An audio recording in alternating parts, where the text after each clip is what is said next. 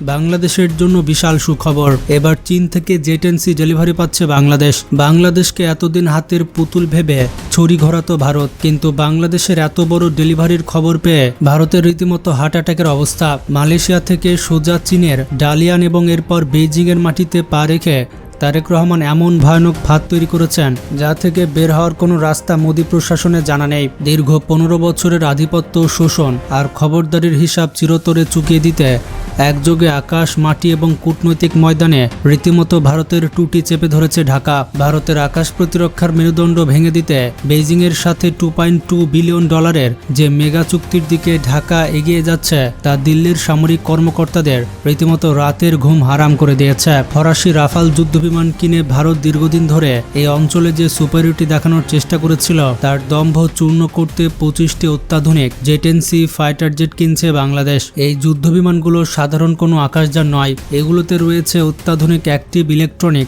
Scanned array এবং Real visual range missile system. এর অর্থ হচ্ছে শত্রু সীমানায় প্রবেশ করার অনেক আগেই, এমনকি রাডারে ঠিকমতো ধরা পড়ার আগেই ভারতীয় যুদ্ধবিমানগুলোকে আকাশে ধ্বংস করে দেওয়ার একচ্ছত্র সক্ষমতা রাখে জেট-এনসি। ভারতের পূর্বাঞ্চলীয় বিমান কমান্ড, বিশেষ করে পশ্চিমবঙ্গের হাসিমারা ঘাঁটিতে থাকা রাফালগুলোর কার্যকারিতা এখন সরাসরি হুমকির মুখে। পাকিস্তান ঠিক একই চীনা ফাইটার জেট দিয়ে ভারতীয় বিমান বাহিনীর অহংকার মাটিতে মিশিয়ে দিয়েছিল। এবার বঙ্গোপসাগর থেকে শুরু করে পুরো দক্ষিণ এশিয়ার আকাশ প্রতিরক্ষার রিমোট কন্ট্রোল সরাসরি বাংলাদেশের হাতে চলে আসছে। এই বিধ্বংসী ফাইটার জেটগুলো যখন বাংলার আকাশে টহল দেবে তখন ভারতের যে কোনো আগ্রাসী চিন্তাভাবনা নিমিষেই বিনষ্ট হয়ে যাবে। এছাড়া তিস্তা প্রকল্প এবং চিকেন নেক নিয়ে চীনের সাথে ব্যাপক আলোচনা করেছেন তারেক রহমান। আকাশের নিরঙ্কুশ নিয়ন্ত্রণ নিশ্চিত করার পর এবার মাটির বুকে দিল্লির সবথেকে বড় স্নায়ুরোগের কারণ হয়ে দাঁড়িয়েছে তিস্তা নদী ব্যবস্থাপনা মেগা প্রজেক্ট। গজলডোবা ব্যারেজের মাধ্যমে পানি আটকে রেখে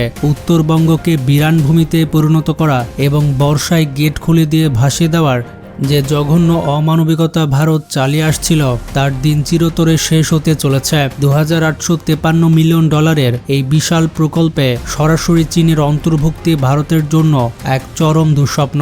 এই প্রকল্পের মূল কাজ শুধু নদীর তীর সংরক্ষণ নয়, এর মাধ্যমে ভারতের মানচিত্রের সবথেকে নাজুক এবং স্পর্শকাতর অংশ শিলিগুড়ি করিডর বা চিকেন নেক সরাসরি চীনা নজরদারির আওতায় চলে আসবে। মাত্র 22 কিলোমিটার চওড়া এই চিকেন নেক ভারতের মূল ভূখণ্ডের সাথে তাদের উত্তর পূর্বাঞ্চলীয় 7 সিস্টার্সের যোগাযোগের একমাত্র লাইফলাইন। তিস্তা প্রজেক্টের নামে অত্যাধুনিক যন্ত্রপাতি এবং চীনা প্রকৌশলীদের সরাসরি উপস্থিতি ঘটবে এই করিডোরের ঠিক নাক বরাবর। যে কোনো সামরিক উত্তেজনার মুহূর্তে এই করিডোরের নিয়ন্ত্রণ হাতছাড়া হওয়া মানে ভারতের মানচিত্র থেকে 7টি রাজ্য এক নিমিষেই বিচ্ছিন্ন হয়ে যাওয়া। ভারতীয় সামরিক বাহিনীর লজিস্টিক, সাপ্লাই চেন এবং সৈন্য চলাচলের পথ পুরোপুরি অবরুদ্ধ করে দেওয়ার চাবি এখন বেইজিং এবং ঢাকার হাতে। প্রবল আপত্তি আর রক্তচক্ষু উপেক্ষা করে ঢাকা যখন এই প্রজেক্ট নিয়ে সামনে এগোচ্ছে তখন মোদী প্রশাসনের সামনে অসহায়ত্ব প্রকাশ করা ছাড়া আর কোনো উপায় নেই। এতদিন পানি আটকে রেখে ভারত যে ব্ল্যাকমেল করত, আজ সেই তিস্তার বুকেই ভারতের অস্তিত্বের সবথেকে বড় সংকট তৈরি হয়েছে। তারেক রহমান অত্যন্ত সুচারুভাবে ভারতের সবথেকে দুর্বল এবং অরক্ষিত জায়গায় আঘাত এনেছেন। মাটিতে এবং আকাশে এই চরম বিপর্যয়ের পাশাপাশি ভারত তাদের দীর্ঘদিনের লালিত অর্থনৈতিক এবং কানেক্টিভিটি স্বপ্নেও এক বিশাল ধাক্কা খেয়েছে। গত 15 বছর ধরে বাংলাদেশকে ব্যবহার করে 7 সিস্টার্সে বিনা খরচে পণ্য পরিবহনের যে ট্রানজিট সুবিধা ভারত ভোগ করে আসছিল তার পথ পুরোপুরি বন্ধ হওয়ার পথে। নতুন প্রশাসন অত্যন্ত পরিষ্কারভাবে বুঝিয়ে দিয়েছে দেশের মাটি ব্যবহার করে কাউকে বিনা মাসুলে ফায়দা লুটতে দেওয়া হবে না। এর পরিবর্তে বাংলাদেশ এখন সরাসরি আসিয়ানভুক্ত দেশ এবং চীনের সাথে বৃহত্তর বাণিজ্য রোড তৈরির দিকে মনোযোগ দিয়েছে। চট্টগ্রাম ও মংলা বন্দরের উপরে ভারতের যে অঘোষিত একচেটিয়া অধিকার ছিল তা কেড়ে নিয়ে আন্তর্জাতিক বাণিজ্যের জন্য উন্মুক্ত করে দেওয়া হয়েছে। এর ফলে ভারতের উত্তর পূর্বাঞ্চলীয় রাজ্যগুলো আবারও একঘরে হয়ে পড়ার ঝুঁকিতে পড়েছে।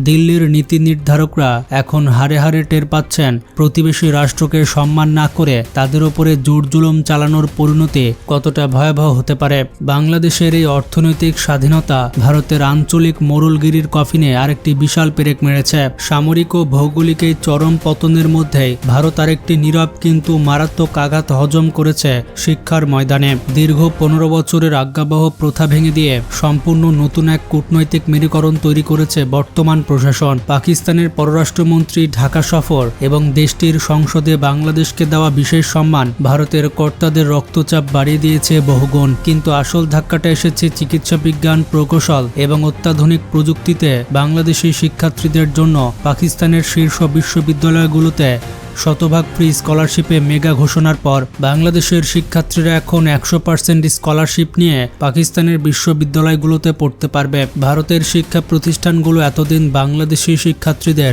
পকেট কেটে কেটে হাজার হাজার কোটি টাকার যে রমরমা বাণিজ্য করত, সেখানে সরাসরি মৃত্যু ঘণ্টা বাজিয়ে দিয়েছে এই পদক্ষেপ। দেশের প্রথম সারির পাবলিক বিশ্ববিদ্যালয়ে যারা সামান্য সুযোগের অভাবে ভর্তি হতে পারে না, অথচ প্রাইভেট বিশ্ববিদ্যালয়ে পড়ার মতো লাখ টাকা যাদের নেই, তাদের জন্য পাকিস্তান সম্পূর্ণ বিনা খরচে এক বিশাল দরজা খুলে দিয়েছে।